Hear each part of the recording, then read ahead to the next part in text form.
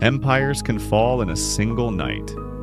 Daniel. Chapter 5 tells the story of a king who mocked what was holy, ignored the lessons of history, and discovered, too late, that God is not to be mocked.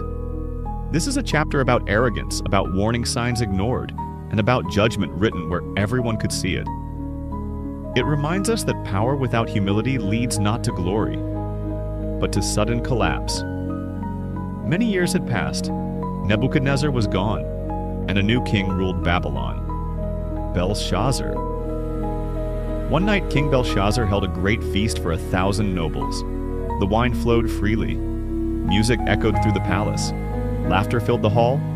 In his arrogance, the king gave a dangerous command. He ordered the gold and silver vessels, taken long ago from the temple of God in Jerusalem, to be brought into the banquet hall.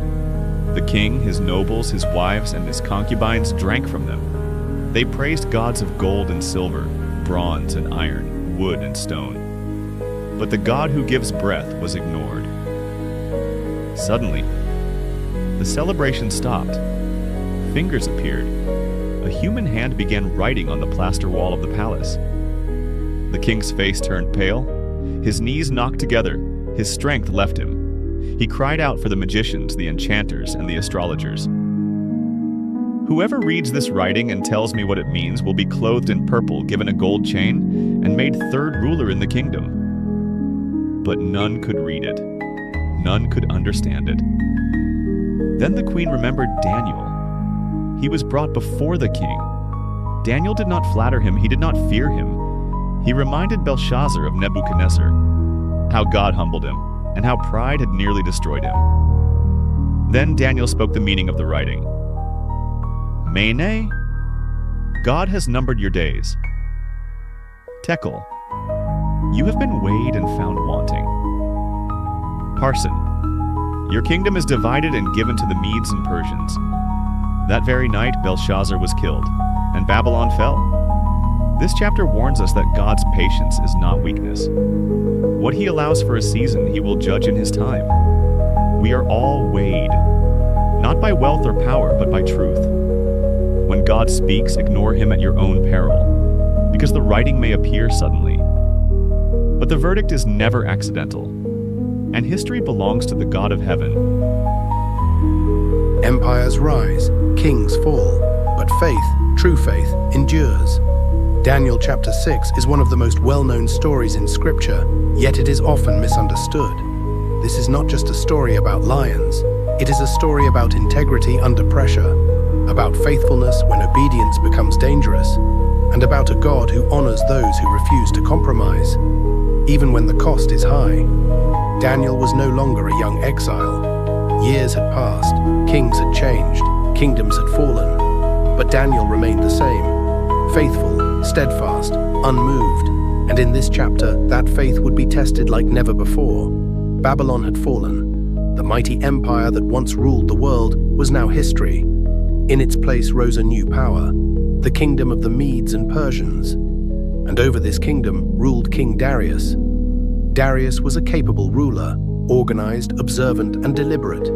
To govern his vast empire, he appointed administrators and officials, among them Daniel.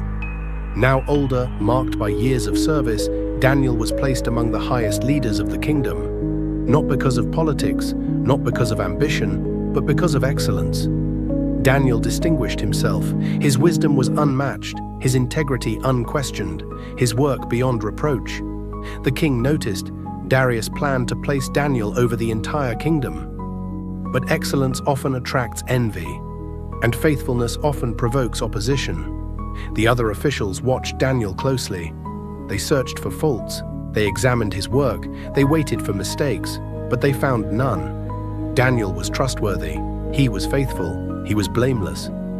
Finally, they realized something dangerous. We will never find grounds against this man, unless it has to do with the law of his God. So they devised a plan, not against Daniel's work, but against Daniel's worship. The officials approached King Darius together. They spoke with confidence and flattery. "O king, live forever." All the officials agree that a royal decree should be issued. For 30 days, no one should pray to any god or man except to you, O king. Anyone who disobeys should be thrown into the lion's den. Darius listened. The decree appealed to his authority. Without fully considering the consequences, the king signed the law. And according to the laws of the Medes and Persians, it could not be changed. Daniel heard about the decree. He understood the danger. He knew the cost. But Daniel did not panic. He did not protest publicly. He did not hide in fear. Instead, he went home. He opened his windows toward Jerusalem. And just as he had always done, 3 times a day, Daniel knelt and prayed. He gave thanks to God, not secretly, not defiantly, faithfully. The officials were watching. They rushed to the king. "Did you not issue a decree," they said, "that anyone who prays to another god would be thrown into the lion's den?" The king confirmed it. Then they spoke the words he feared. "Daniel, one of the exiles from Judah, has ignored your decree." The king was distressed. He tried to find a way to save Daniel, but the law was sealed. And sunset approached. Reluctantly, King Darius gave the order. Daniel was brought forward. Before Daniel was lowered into the den, the king spoke. "May your God, whom you serve continually, rescue you." A stone was placed over the opening. It was sealed with the king's signet. Daniel was alone, surrounded by lions, but he was not abandoned. That night, the king could not sleep. No music was brought, no food was tasted. His thoughts were restless. He waited for morning. At first light, King Darius rushed to the lion's den. With a trembling voice, he called out, "Daniel, servant of the living God, has your God been able to rescue you?" Then came the answer, "O king, live forever. My God sent his angel and shut the lions' mouths. They have not harmed me." Joy flooded the king. Daniel was lifted out. Not a scratch was found on him. The men who had accused Daniel falsely were brought forward. They were thrown into the lion's den. Before they reached the floor, the lions overpowered them. Justice was swift. Truth was upheld. Then King Darius issued a new decree. "To all people and nations, I decree that everyone must fear and reverence the God of Daniel, for he is the living God. He endures forever. His kingdom will not be destroyed. He rescues and saves."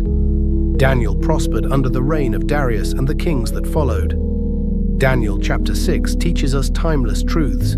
Faithfulness does not always remove danger, but it guarantees God's presence. Integrity may attract opposition, but it also invites divine protection.